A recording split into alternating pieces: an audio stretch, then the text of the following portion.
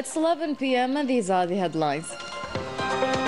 4 military transport planes belonging to the PNA delivered humanitarian aid to Burkina Faso.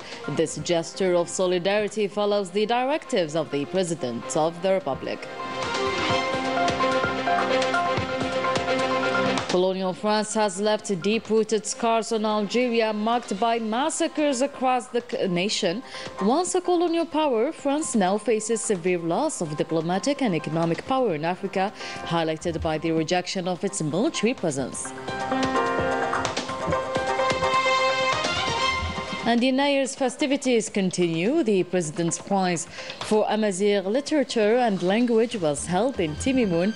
These celebrations across the country were mirrored by events abroad, including France and Belgium, reinforcing the preservation of Amazigh traditions. Welcome back, everyone. First of all, and in compliance with the guidelines of the President of the Republic, Supreme Commander of the Armed Forces, Minister of National Defense, and within the framework of the humanitarian and solidarity actions carried out by Algeria towards brotherly African countries, the cargo of aid for the benefit of Burkina Faso arrived this morning from Boufarik Air Base. Cargo planes belonging to the forces of the PNA. Walid Zinati, taken up by Rania Bahri.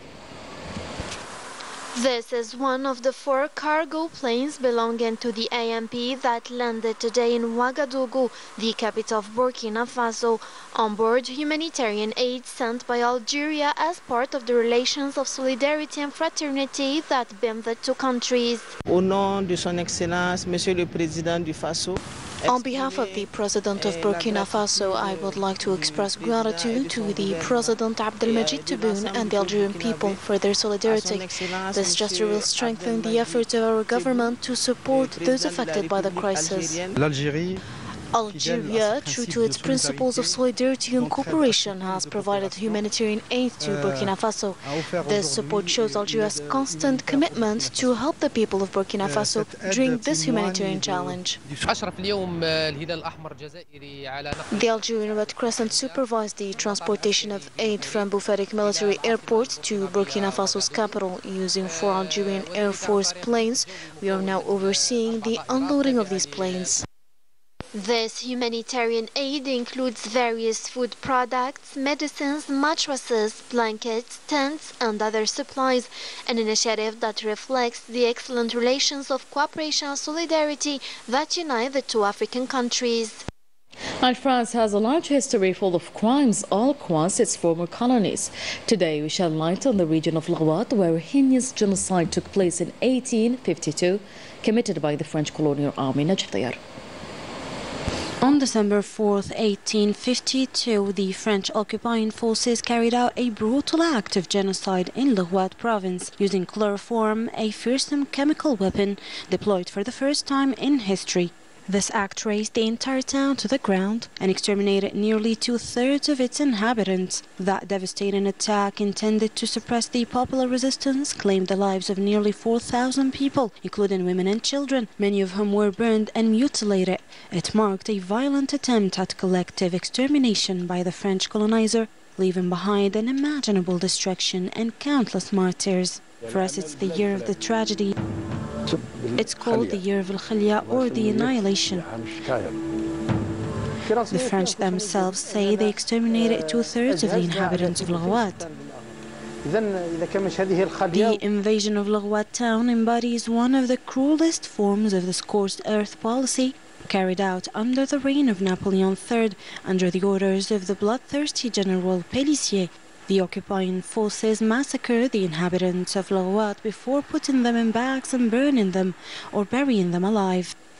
The genocides perpetrated by the French occupation were part of a strategy pursued by the colonial army senior officers to exterminate the population.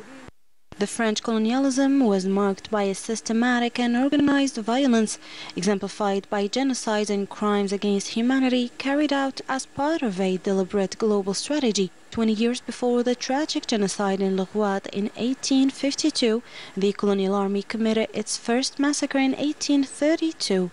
decimating the Al-Ufia tribe of Al-Harash, Algiers, as they slept. This was only the beginning of a series of horrific atrocities in Algiers during a long and bloody colonization period. The French army perpetrated some of the worst crimes in human history and acts of brutality which it continues to conceal them until this day. And France has never mentioned the role played by African riflemen during the World War against the German soldiers. Today, we remember one of them, Al-Hajj Amr Ammar, an Algerian rifleman who was part of the front line during the fight to liberate France from the Germans. Mayna Al-Bahri. He was among Algerians who took part in the Second World War and reached the Alsace region after violent fighting on French soil against the Germans. Al-Hajj Amr Ammar belonged to the 1st Armored Division. It was a fierce fight. There was a lot of fire exchange. I was wounded. We all fought to liberate Alsace and Lorraine. We then headed towards Germany. Berlin was liberated by Algerian riflemen, Russians and Americans. Cannon fodder for the colonial army. The Algerians found themselves on the front line with no choice but to face the German soldiers on a battlefield that didn't even concern them. The captain asked who wanted to be on the front line. A certain warrant officer volunteered, who was part of the first group. I was on the third. The first group was attacked. We saw a column of flame. 12 people were instantly burnt. A member of my group has killed 3 enemies with his weapon. Among the striking memories of Hajj Amr was the arrival of Algerian riflemen in the Alsatian cities. We were knocking on doors. A woman saw us and opened the door. Her daughter was crying. She told her, "Don't worry, it's the Americans." I immediately told her that we were Algerians, not Americans. You know, the French said Algeria would have its independence if Germany lost the war. After the fighting, once back home, France didn't keep its word and began to kill those who had defended. Thank God we snatched our independence and chased France out of Algeria as we chased the German out of France.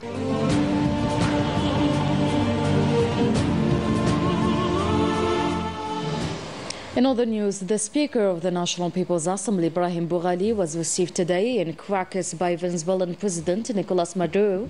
During the meeting, Boughali conveyed the greetings of President Abdelmadjid Tebboune, along with his congratulations and best wishes for success following Maduro's re-election as President of the Bolivarian Republic of Venezuela.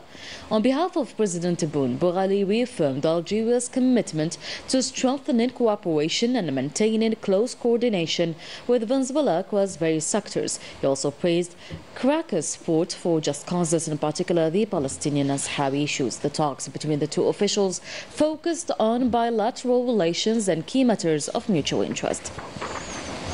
Finance Minister Aziz Faid chaired the meeting of finance ministers from the 57 member states of the Islamic Development Bank as part of discussions on the strategic framework for 2025-2035.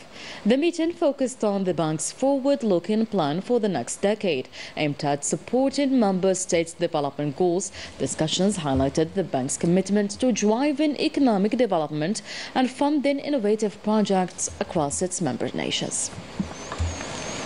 And we celebrate today Amazigh New Year, Yunayer, a cultural and historical occasion that highlights the nation's rich heritage and identity. On this occasion, President Abdelmadjid Tebboune extended his best wishes to the Algerian people. This year's Yunayer festivities were held in Timimoun, featuring the award ceremony for the 5th edition of the President of the Republic's Prize for Amazigh Literature and Language. The event took place on the Theatre of Verdure, attended by the President of the High Commission for Amazigh and the President's advisor on associations. The Secretary General of the High Commission for Amazigh, speaking at the closing ceremony of the Yunayer festivities and the presentation of the President of the Republic's Prize, emphasized that this celebration goes beyond tradition. He highlighted its importance in strengthening national identity and fostering unity for stronger Algeria. Let's have a listen. The celebrations carried out on the occasion of the Amazigh New Year are not only traditions, but are also a platform where we reinforce our national identity and unify our ranks for the edification of a strong Algeria, united by its history, rich with its cultural and linguistic heritage, and proud of its sovereign positions. On this occasion, I would like to thank the President of the Republic for his high patronage and for his ongoing support for all that contributes to the strengthening of the national identity in all its dimensions, because he grants immense interest to the reinforcement of national values and the consolidation of fraternity and unity among the sons of this country. His support shown through these cultural initiatives reflects his vision for a better future that links the authenticity of the past to the aspirations of the future. We are proud for all that has been achieved ever since the launching of this award ceremony. The works accomplished within the past 5 years are of great quality. The Algerians living abroad, particularly in France and Belgium, celebrated the Amazigh New Year. The Algerian consulate in Bobigny organized a celebration where Algerians gathered and enjoyed the cultural evening. عفاف بالهوشة النجاح طيار. The Year celebration evening at the Algerian consulate in Bobigny, France, began with an official speech delivered by the council. In his address, he highlighted the symbolic significance of the celebration for our people and institutions. The celebration of the new Amazigh year 2975 carries within it the huge value reflecting the strength and the diversity of the Algerian culture. It's also an opportunity to express our pride and joy with our ancestral culture of Algeria. The celebration evening included a segment dedicated to a conference entitled Year 2975, A Cultural Heritage and a National Unity, which illustrated the indestructible link between attachment to the national identity and the national struggle of liberation. By this conference, we wanted precisely to recall the occasion of Year, to talk about our culture and especially to transmit it to the children of our homeland and even those settled abroad. Notre culture et notre histoire. The same ambience prevailed in the Algerian consulate in Belgium, marked by a workshop of learning the Tifinagh writing and traditional Kabyle cuisine. Despite being abroad, we haven't forgotten our traditions and we are still dedicated to them. We are currently celebrating Yenayer. We are here to support these types of initiatives because they are very important.